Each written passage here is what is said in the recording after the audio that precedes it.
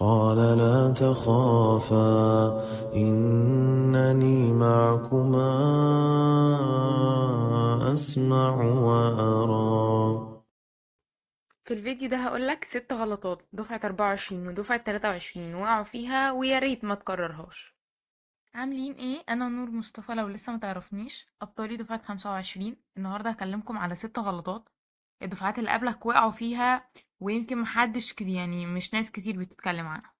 واول غلطة وهي انك ما تقارنش نفسك باي مخلوق. بجد ما تقارنش نفسك باي حد خالص، ولا باصحابك، ولا مثلا تقول ان في ناس دحيحة في الدفعة وان انت مش عارف ازاي انت ممكن تلحقهم او تجيب حتى اعلى منهم.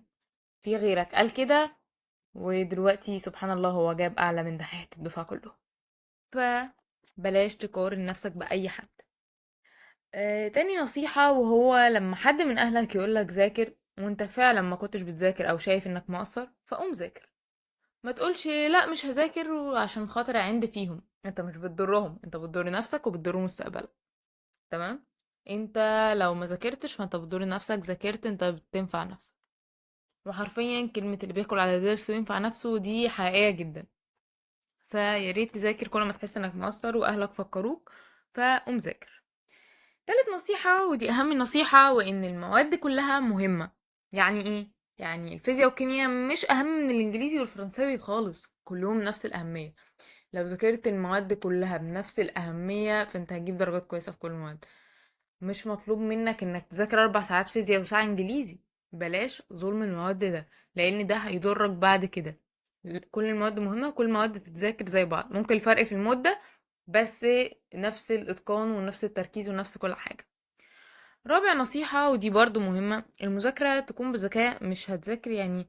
بلاش تفكير جدي وجدك اللي هو انا هذاكر 24 ساعة وانام ساعتين وبلا بلا بلا وكلام ما بيحصلش منه اي حاجة.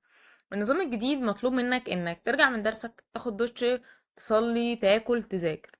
مش مطلوب منك حاجة اكتر من كده. ذاكر الحاجة اللي خدتها في نفس اليوم، عشان ما يجيش عليك تاني يوم تبقى نسيت الشرح وتضطر تسمع شرح اونلاين، بعد كده تذاكر، بعد كده تحل. بدل ما تبقى مضطر انك تاخد الحصة مرتين، لا. انت دلوقتي تعمل ايه؟ مطلوب منك انك ترجع تاخد دش بارد، بعد كده تصلي وتاكل، تبدأ تذاكر كل اللي انت خدته في اليوم، وما تنامش غير لما تخلصه. ماشي. المذاكرة دي يعني انك لما تيجي تذاكر بلاش مذاكرة اللي هو تراجع بالكتابة او تشرح لنفسك، لا، مطلوب منك تربط المعلومات ببعض.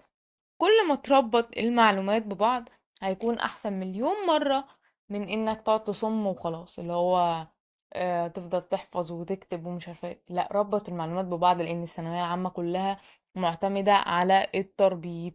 انك تربط كل المعلومه اللي في اول باب بالمعلومه اللي في اخر باب، انت كده ربط المعلومه اللي في اول الدرس بالمعلومه اللي في اخر الدرس. تمام. تمام. دلوقتي وخامس نصيحة ودي برضو مهمة، مش لازم تحل كل الكتب اللي نزلت في المكتبات. مش لازم خالص.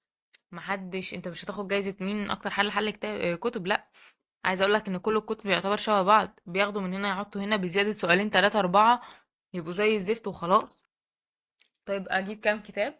مطلوب منك كتاب المادة اللي هو كتاب مثلا مدرس، لو هو كتاب حل مش شرح.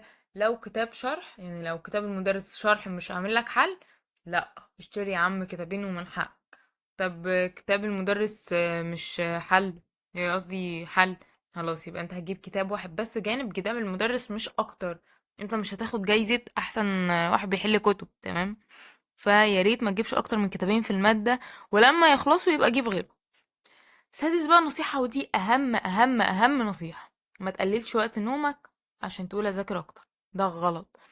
خلينا متفقين إن النوم والتركيز والمذاكرة مرتبطين. يعني إيه؟ يعني الوقت اللي انت هتقلله من وقت نومك هو نفس الوقت اللي انت هتقلله من تركيزك، هو نفس الكمية اللي انت هتقللها من مذاكرتك. كل ما هتقلل نومك كل ما تركيزك هيقل، كل ما انتاجيتك في المذاكرة هتقل، وده غلط. نام من 6 ل8 ساعات زي ايه، زي اي انسان طبيعي عادي. ما تقولش بقى لأ والاوائل ناموا ساعتين ومش ده عبط، ده عبط. في خلايا بتتكون في مخك وانت نايم، ودي اللي بتساعدك على النشاط والتركيز على مدار اليوم. فانت حضرتك ما بتديهاش فرصة ان هي تتكون لما تنام ساعتين. تمام. وكده نكون وصلنا لنهاية الفيديو. لو محتاج اي حاجة ابعتلي انستا تليجرام. وما تنساش تدخل في قناة التليجرام وبعت الفيديو لصاحبك عشان انا عارفة ان انتوا كلكم محبطين.